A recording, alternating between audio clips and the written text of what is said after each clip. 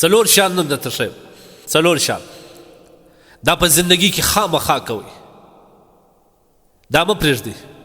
کومه چیرې خدای نه خسته پرېښودل د څلورو غټو شیانو څخه به بیا الله تاسو محرومه کوي. دا ښه په غور باندې واورئ. اول شی د الله سبحانه وتعالی شکر په هر حالت کې باسه. د الله حمد بیانوه، د الله ثنا بیانوه.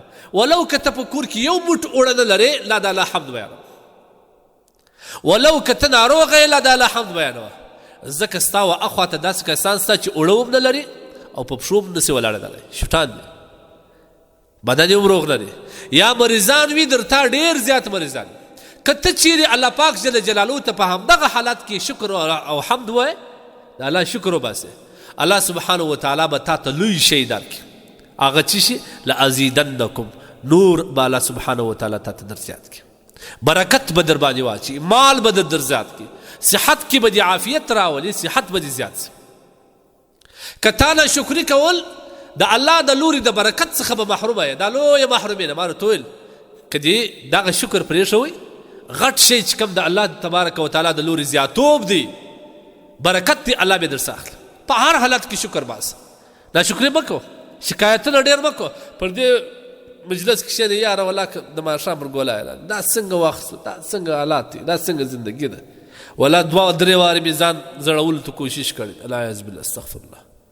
د الله سبحانه وتعالی د درباره به قطعا نه محرومه کېږي. لا تقنطوا من رحمت الله، د الله د رحمت څخه به نه امیده کېږي. په هر حالت کې د الله شکر وباسه، په هر حالت کې.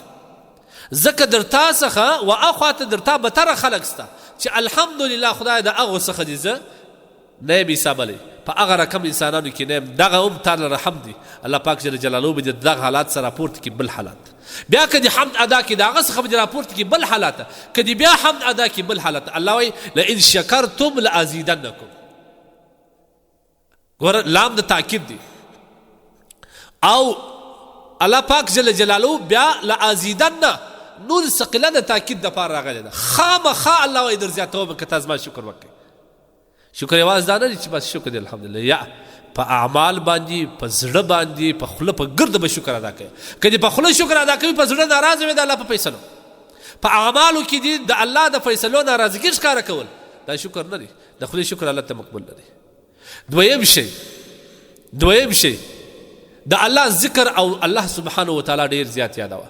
لمونځ پر وخت کوه، ذکر کوه، لا اله الا الله، لا اله الا الله، سبحان الله وبحمده، سبحان الله العظیم، لا حول ولا قوة الا بالله. دا خپل ژبه دې په ذکر د الله لنده وساته. ذکر د الله پاک جل جلاله ډېر کوه. ولې؟ فایده به دای الله پاک جل جلاله به بیا تا ډېر یادوي. کوم څوک چې الله ډېر یادوي، الله هغه ډېر یادوي. که چیرې ته د خدای تبارک وتعالی ذکر پرېږدې، لویه محرومي به دا ده چې الله سبحانه وتعالی به ستا یادونه پرېږدي، بیا به تا نه یادوي. فاذکروني اذکرکم. قرآن کې الله وایي ته ما یاد کړه، الله وایي زه تا یادوم. ته زما ذکر کوه، الله وایي زه تا یادوم. د الله یاداشت دا دی، د الله یادول دا دی چې الله سبحانه وتعالی د دنیا و آخرت احسانات او رتبې درته ورکوي. کوم کسان چې ذکر ډېر کوي، د الله سبحانه وتعالی قربت یې نصیب کېږي. نو کوم چا چې ذکر پرېښوي، دوهمه لویه تاوان یا لویه بېبرخي به دای چې الله پاک جل جلاله به بیا دی نه یادوي.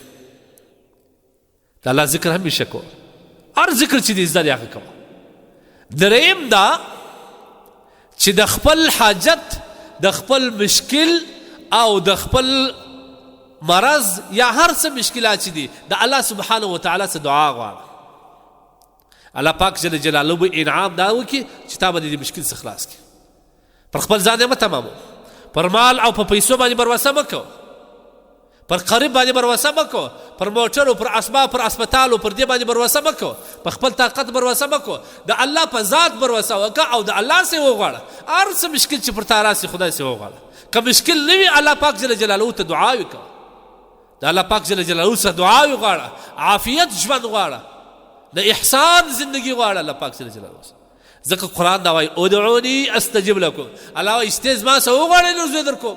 داسې خو نه وي چې ته دونې به باکه الله سبحانه وتعالی ته لاس نه سپورته کولی دونې وخت نه لري چې د خدای څخه دعا وغواړي او الله به تا ته درکړي نه. نو که چیرې سړی د دعا څخه محروم سو الله پاک جل جلاله به د قبلېدو څخه دی محروم کړي. دعا غواړه د الله څخه. څلورم شی چې ډېر اړین دی استغفار ډېر وایه. استغفار څه مطلب؟ د الله سبحانه وتعالی څخه د خپلو تېر سوي ګناهونو توبه وغواړه، پر هغه باندې طلب د استغفار وکړه، طلب د مغفرت وکړه. استغفر الله العظیم لا اله الا هو الحي القيوم اتوب الیه لا اله الا انت سبحانك اني كنت من الظالمين.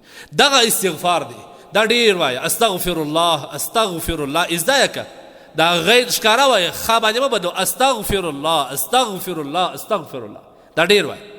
د دې په نتیجه کې به الله سبحانه وتعالی تا د خپل قهر او غضب وساتي، د الله د عذابو څخه به الله پاک جل جلاله ته محفوظ وساتي، تا ته به الله نجات درکړي.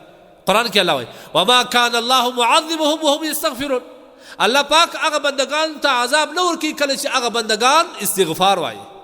د الله جل جلاله عذابونه، د الله پاک آفتونه، مصیبتونه او پریشانیان هغه کسان څخه الله لرې کوي کوم کسان چې استغفار وایي.